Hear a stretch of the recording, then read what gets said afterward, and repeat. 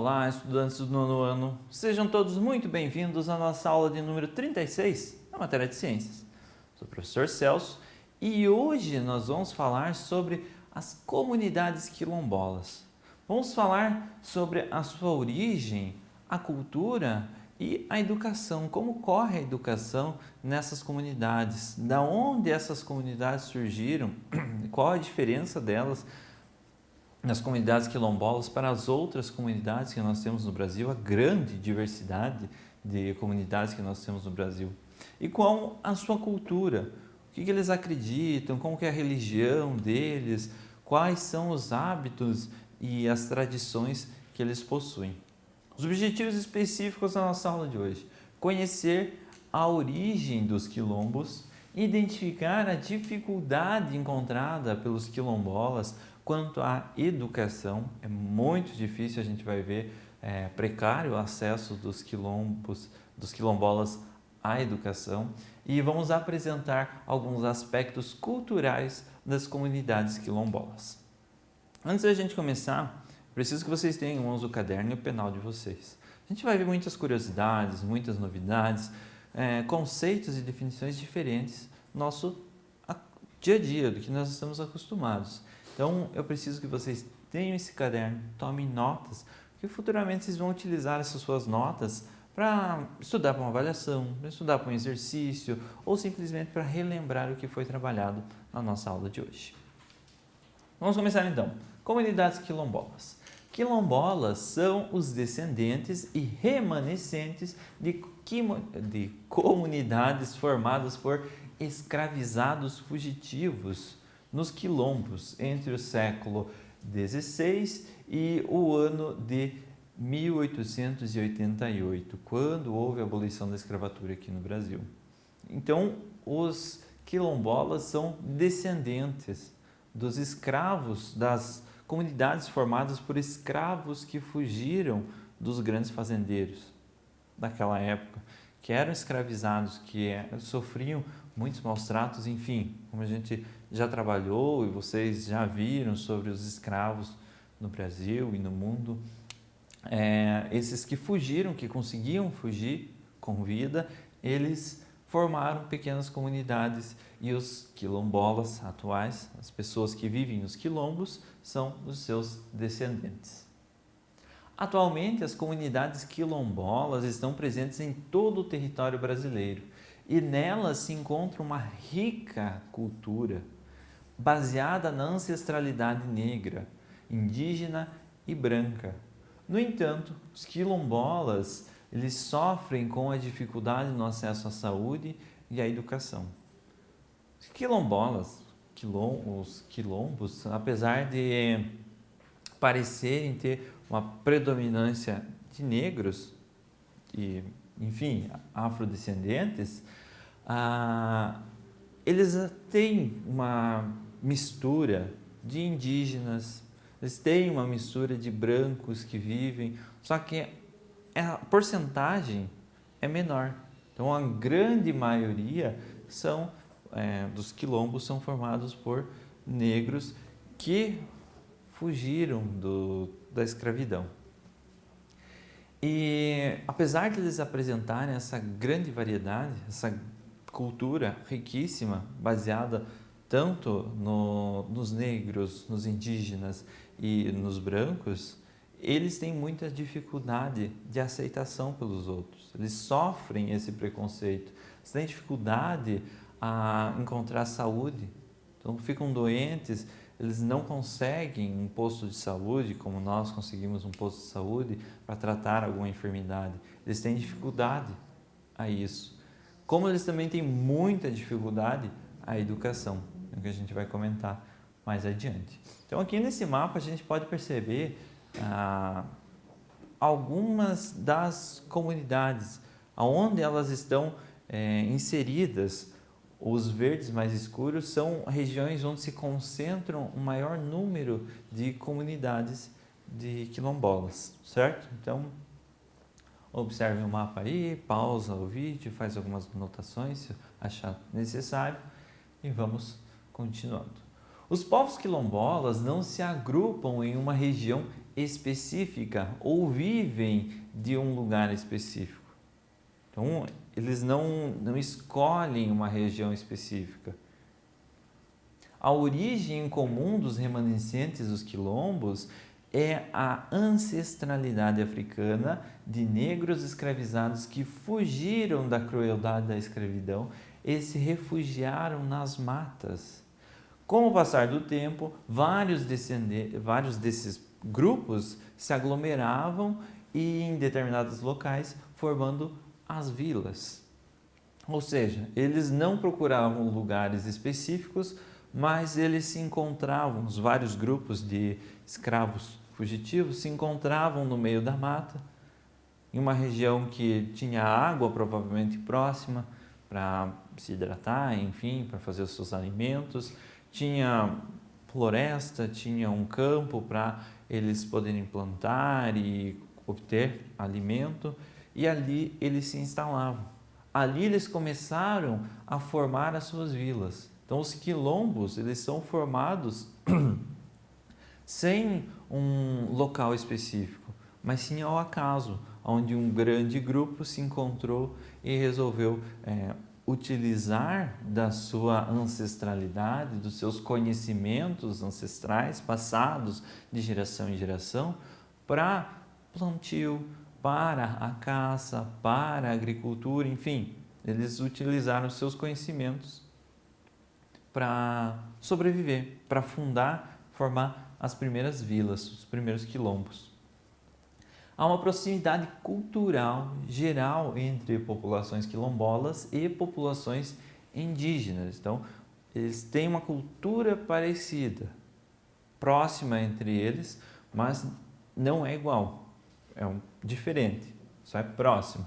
Os dois grupos vivem de maneira simples e integrados à natureza, tirando a maior parte do seu sustento da terra, tirando mais com sustentabilidade. Eles não vão explorando a terra, destruindo as árvores, porque eles precisam de espaço simplesmente para plantio ou para uma colheita. Eles vão pensando no dia de amanhã, eles retiram o que é necessário para eles sobreviverem naquele período de tempo e o que não é necessário, eles não depredam, não degradam o meio ambiente. Eles preservam o meio ambiente e a natureza que ali está. No entanto, com o avanço da urbanização, do agronegócio e do extrativismo não sustentável, o modo de vida dessas comunidades e sua preservação correm perigo. Por que corre perigo esse modo de vida sustentável? Porque você não vai conseguir obter os mesmos lucros, manter um padrão de vida igual, se você não tiver terreno. E os grandes fazendeiros, grandes exploradores de madeira, do extrativismo, enfim, eles vão destruindo a mata, eles vão pegando terrenos para suas plantações, enfim, e cada vez menores vão ficando os espaços para os quilombolas se desenvolverem, realizarem a sua cultura. Então eles vão perdendo o terreno. Se eles vão perdendo esse espaço sustentável, onde a natureza sempre está se renovando, que eles têm esse cuidado com a natureza, a vida deles, o meio de vida deles se torna ameaçado justamente porque eles não têm mais de onde tirar o seu alimento, a sua sobrevivência. Assim como muitos indígenas não vivem nas cidades e nas comunidades rurais, muitos quilombolas também não vivem assim. É necessário respeito e maiores ações de preservação dessas comunidades para que o seu patrimônio cultural não se perca. Cultura é o que nos forma. Nós somos produto dos nossos antepassados. Por mais que nós não concordamos com o que os nossos antepassados fizeram em algum momento da nossa vida, o que nós somos hoje depende deles. Então, nós precisamos preservar todas as formas de cultura e respeitar todas essas formas de cultura, aceitar todas elas. Quanto maior a diversidade cultural, mais rica vai ser o nosso conhecimento, mais rico vai ser a nossa maneira de aceitar o próximo, de preservar a natureza e de sobreviver, de frear esse desmatamento, frear essa poluição, esse aquecimento global, esses problemas ambientais que nós nos deparamos nos dias de hoje. Segundo o MEC, o Ministério da Educação, existem 1.209 comunidades quilombolas registradas no Brasil, registradas, fora as que não estão registradas, e 143 áreas quilombolas com terras tituladas, ou seja, que eles têm uma porção de terras que é somente deles, que é reservada para eles, que outras pessoas não podem invadir, que não podem explorar essas áreas. No entanto, a educação oferecida a essas comunidades ainda é extremamente precária. Existem muitos estudantes que passam mais tempo no ônibus, ou quando tem ônibus, mas enfim, eles passam mais tempo caminhando e voltando para a escola, no caminho da escola, do que propriamente na escola. Então, se você fica 4 horas por dia na escola, imagine que tem crianças quilombolas que passam 4, 5 horas no caminho até chegarem numa escola. Não são todos os quilombos que têm uma escola. Tem regiões, polos principais, onde estão essas escolas e as crianças têm que se deslocar até lá para educação, para terem esse bem tão precioso. As instalações educacionais são inadequadas, as condições sanitárias são inapropriadas para o seu funcionamento. Não há água potável ou energia elétrica em muitas delas, além de encontrarem-se longe das residências de muitos estudantes. Também há um déficit de professores, sendo que os poucos profissionais não têm formação adequada e muitas salas de aula são multisseriadas. Agora vocês imaginem ir numa escola onde não tem banheiro adequado, ou você vai ter um buraco num canto, lá numa salinha, e é lá que você vai ter que fazer as suas necessidades, que não tem condições sanitárias adequadas. Vocês vão numa escola onde não tem água para vocês beberem, no recreio, enfim, quando der sede. Vocês vão numa escola onde vocês não têm energia elétrica para uma lâmpada acender, para vocês poderem ler com qualidade um livro, enfim, um texto, o que quer que seja. Como a gente já comentou, uma escola muito longe da sua casa, onde se passa mais tempo no transporte de ir e vir do que na escola propriamente dita. Ou vocês vão numa escola onde os professores não são capacitados, que eles são de outra cultura, eles não conhecem a sua cultura. Por exemplo, vocês vão numa escola onde todos os professores falam inglês. É uma cultura, um jeito de falar totalmente diferente do que nós estamos acostumados. Sem falar das salas multisseriadas. Numa mesma sala, a primeira fila é de 6º ano, a segunda fila é de 7º ano, a terceira fila de 8º e a quarta fila é de 9º. Todas as séries em uma mesma sala. Qual a qualidade da educação que essas crianças podem ter? Apesar da diversidade de origens culturais, alguns traços gerais da cultura africana estão presentes nos quilombos, além do sincretismo religioso das religiões afro-brasileiras, que misturam o tradicional culto dos orixás com o catolicismo e a culinária com vários alimentos indígenas. Os quilombolas, em geral, gostam muito da música, do canto, da dança e das festas tradicionais. Sincretismo está relacionada com a mistura. Então, a mistura ou a aceitação da religião, tanto africana quanto da religião brasileira. Então, sincretismo significa essa mistura. No município de São Bento do Sapucaí, a 185 quilômetros da cidade de São Paulo, na Serra da Mantiqueira, também abriga uma comunidade quilombola.